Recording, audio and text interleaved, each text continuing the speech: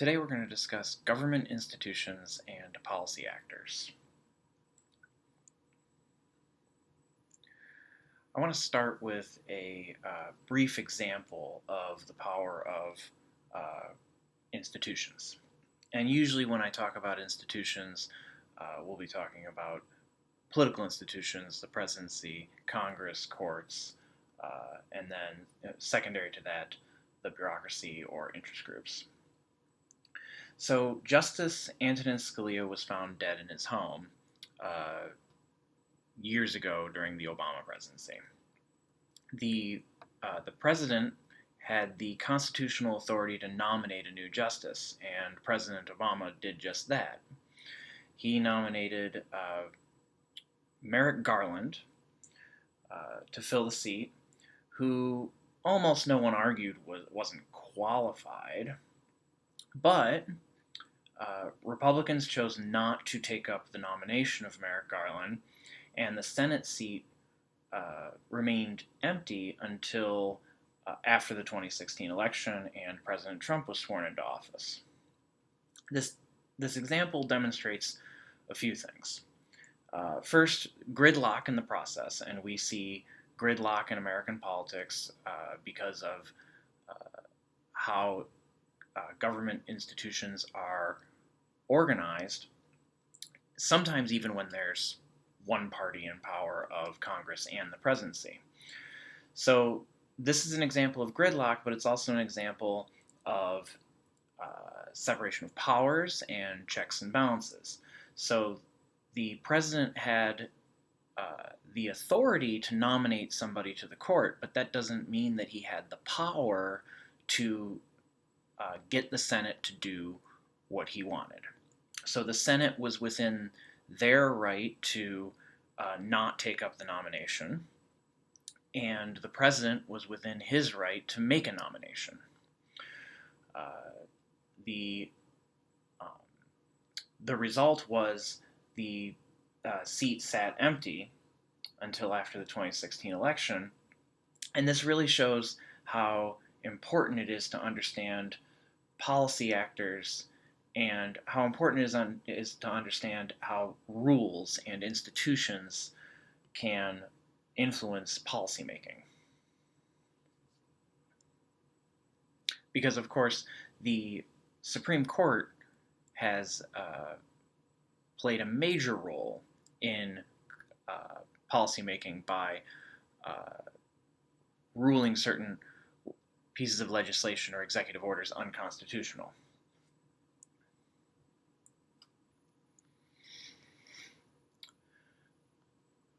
So the government started out very small. There wasn't much in the way of a bureaucracy. Presidents kind of acted as hiring managers. They didn't really take a big role in creating policy, in proposing policy. And over time, as the needs of the American people grew, so did the government. And the attitudes about the role of government changed. There used to be an attitude that government really shouldn't interfere with economic issues, but during the Great Depression, that view changed, and with New Deal policies that were meant to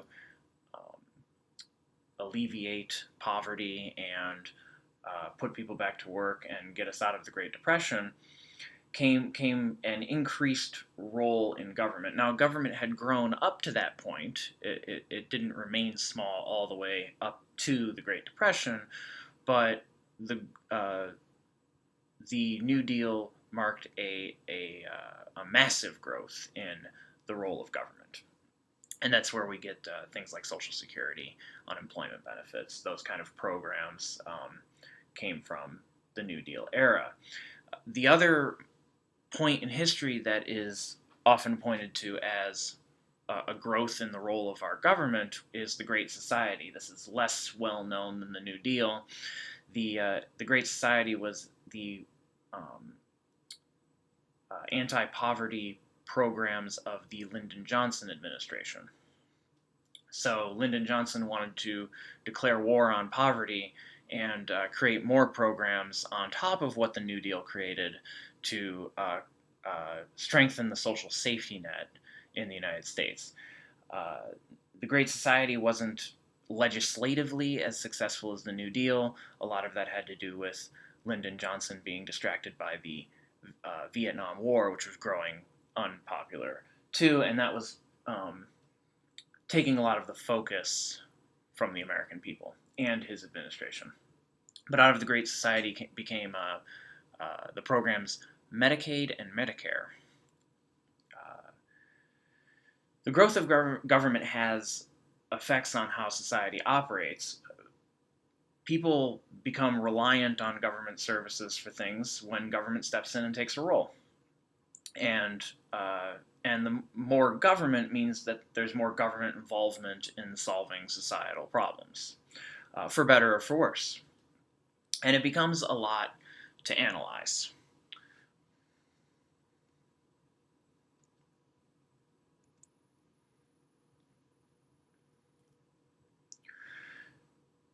Now, government institutions and policy capacity also play a role. The fragmented U.S. political system makes it difficult for policymakers to respond to most public problems in a timely and coherent manner. Uh, uh, Dictatorships tend to be very efficient. The U.S. political system is not. Um, it's not a dictatorship, and it's also not very efficient. If you want efficiency, you don't have things like separation of powers and checks and balances. So what we end up with is more gridlock in a democratic system.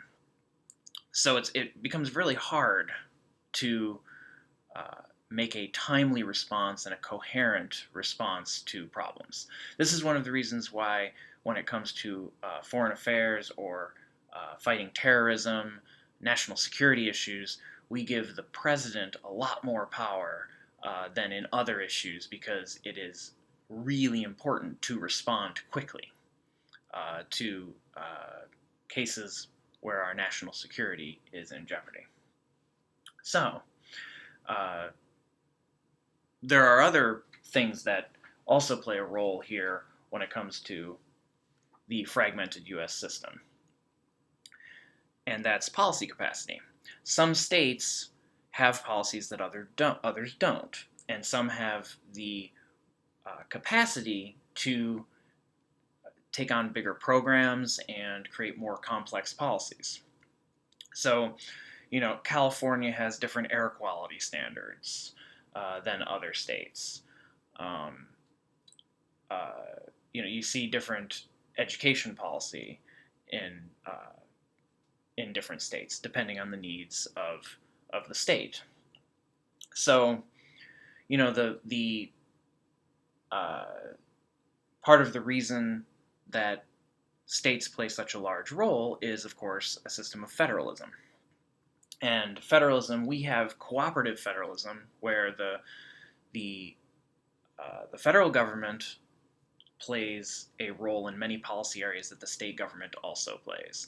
So the Department of Education at the national level will implement acts of Congress and set standards nationwide that all of the states have to pay attention to, but then within that realm, states can also pass their own education policies, which are different from each other.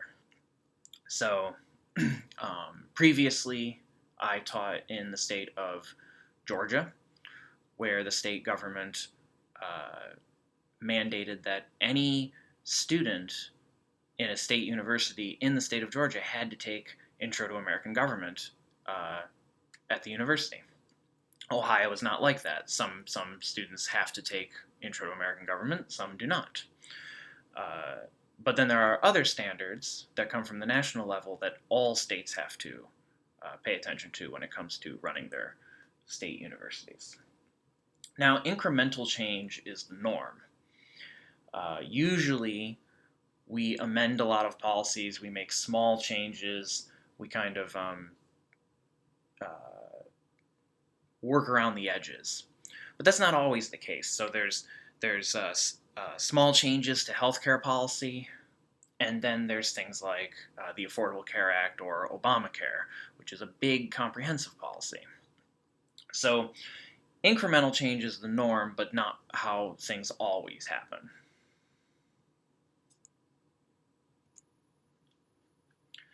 But let's talk a little bit more about state variation and policy capacity.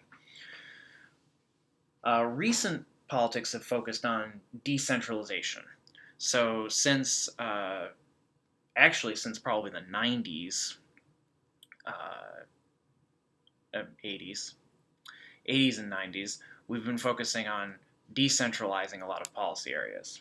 Uh, uh, Ronald Reagan focused on giving power back to the states in the 80s, and President Clinton, Bill Clinton, said in the 1990s, the era of big government is over, and tried to give more powers back to the states.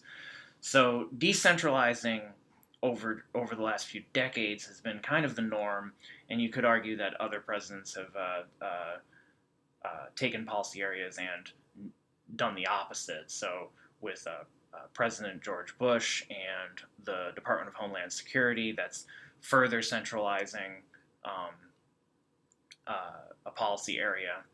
And then with Obamacare, you could say the national government's growing stronger in that area. So some of that has been reversed. But in a lot of areas, we delegate power to the states. And states have different policymaking capacities. So take California and Nebraska.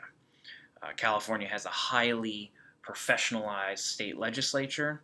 So by that, what I mean is those legislators are paid very well. It's basically a full-time job. They meet really often. They have a lot of resources. They have a large bureaucracy to implement their policies. They have a lot of policy capacity. A state like Nebraska has a lot less policy capacity. They have a non-professional legislature where people don't make enough money in the legislature to make that their full-time job, so they are doing something else most of the year. They meet for a very brief period of time. They make legislation for a very brief period of time, and they don't have a large bureaucracy to implement that legislation. So they are much more they're much less likely to pass complex policies. Now, delegating to the states with different state policy capacities makes a lot of sense when you have issues that are of concern in one state but not another. It makes sense to let California decide what are they going to do about wildfires, and how are they going to prevent wildfires. Even though the national government would step in and help fight wildfires, wildfire prevention would be something that concerns California a whole lot more than New Hampshire.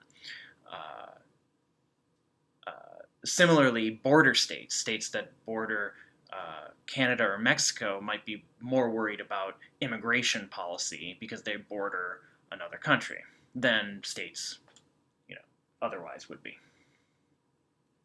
So states have different needs. But there are reasons to delegate to the states, and states have different capabilities as to what kind of policies they can pass.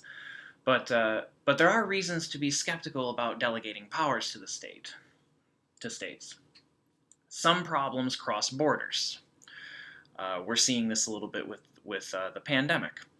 The individual state reactions have varied, and that might not be the best way to fight something that can cross borders. Air pollution.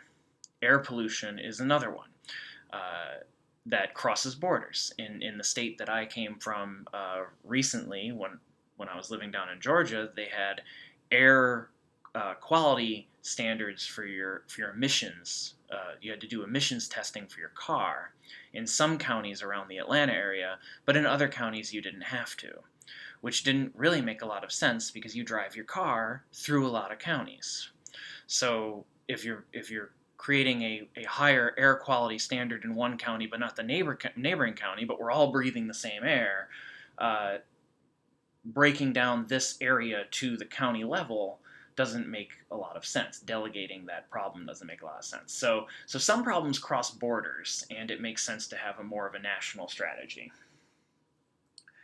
Decisions at the state level may be less viable, even though state government is closer to the people. They might not have the kind of resources that the national government can provide to work on policy problems. States with more money and more expertise can provide better services. So if you have a wealthier state with a more professionalized legislature and a larger bureaucracy that can implement policies, then you have a better chance of actually providing the services, because you need people to work in the offices that provide the services when you create the services.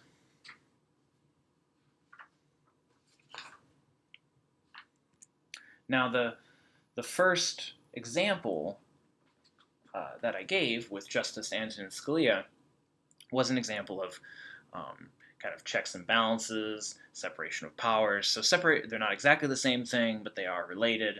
Separation of powers means that each branch has a separate role. They have separate responsibilities.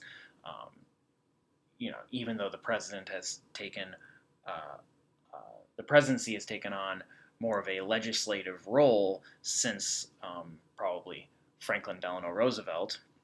FDR said the president proposes, Congress disposes, and he viewed himself as a president who should be proposing new legislation.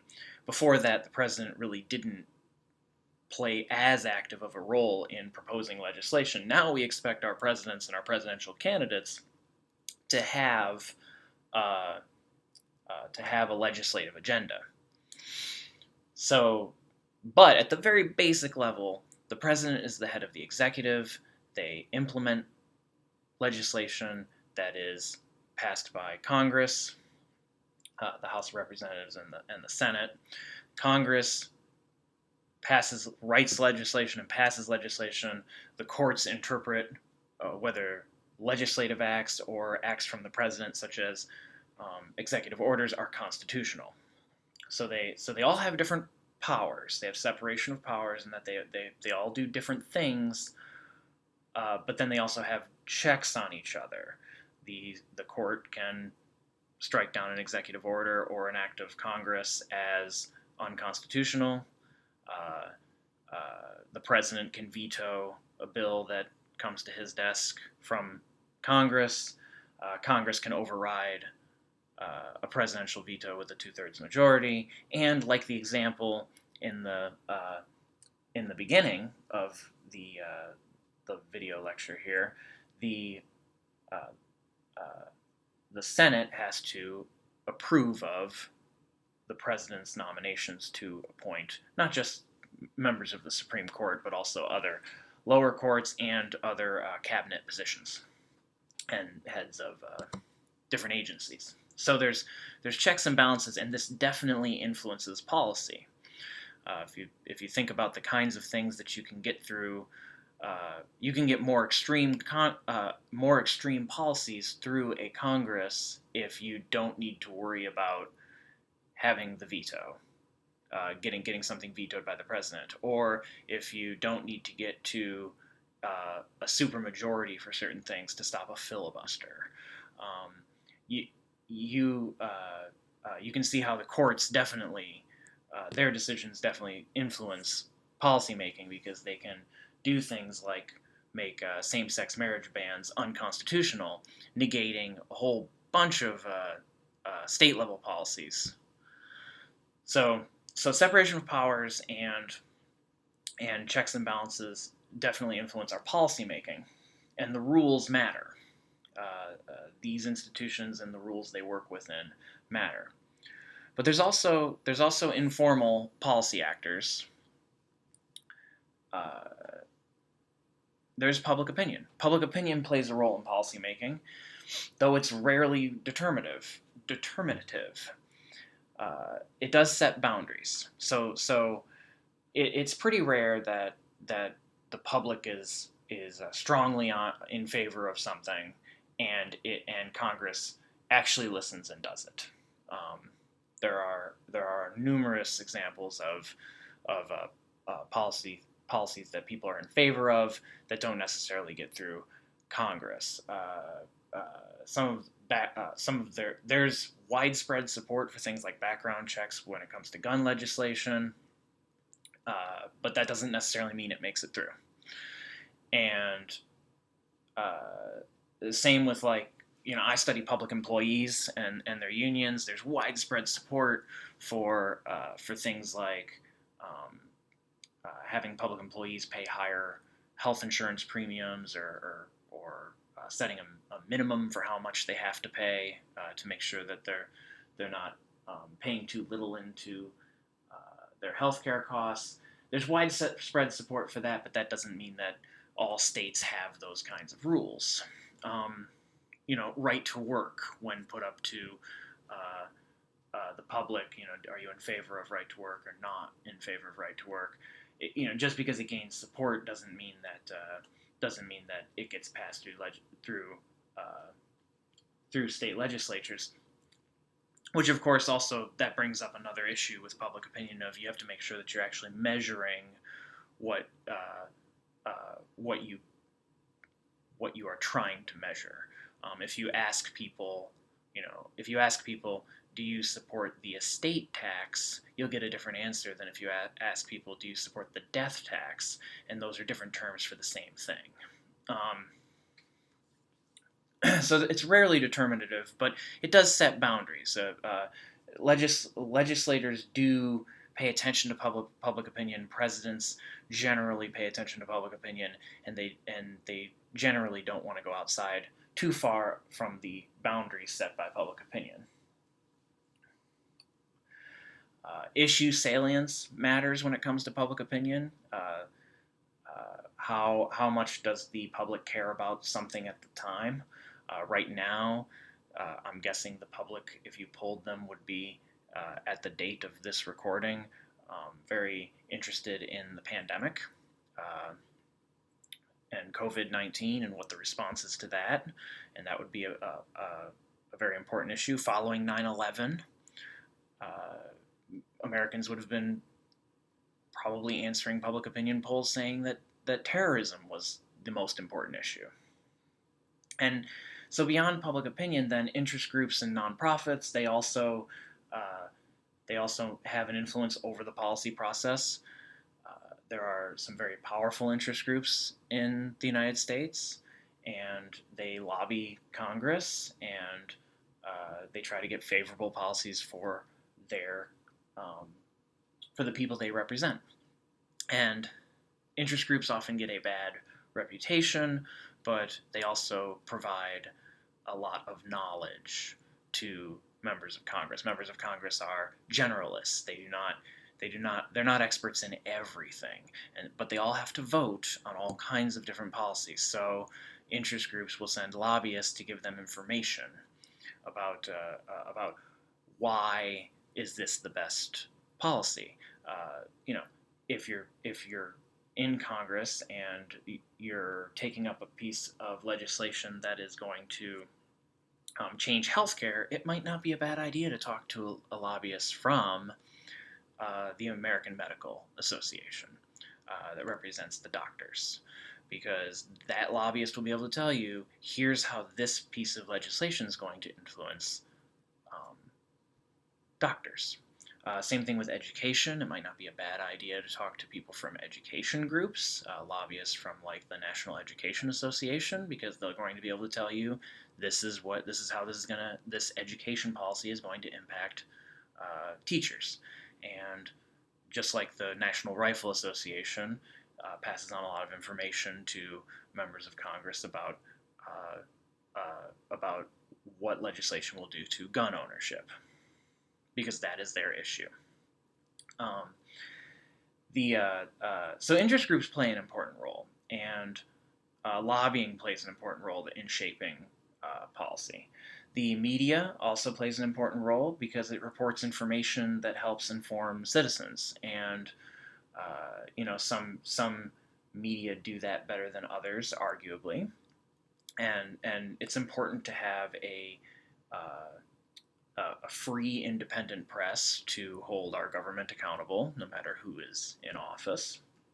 But you can also, in today's world with 24-hour news networks, you can also find a news network or a newspaper or some kind of um, uh, piece of media that is going to give you information in a way that fits your ideology. So that's one of the dangerous things about relying too much on one news network or one newspaper, is because sometimes sorting out what is actually the news, what is information being shared with you, and sorting out what is commentary is difficult. So MSNBC has a reputation for giving you a liberal perspective, and Fox News has a reputation of giving a conservative perspective. So it's important to keep that in mind when you're digesting these news sources. There are also policy subgovernments and issue networks, and this is the last thing that I want to touch on in this presentation. Subgovernments it's a term used to describe how policymaking occurs in a less formal setting and involves policy actors within particular areas. So the airline industry working with the Federal Aviation Administration to create standards for the airline industry. That would be like a sub-government. They're working at a lower level on policy that influences their industry, and that's related to issue networks, which are informal arrangements of actors that influence policy. Uh, so, so today we've discussed the growth of government, government institutions, state variation in policy and policy capacity, things like separation of powers and checks and balances, and how informal policy actors can influence the policy process.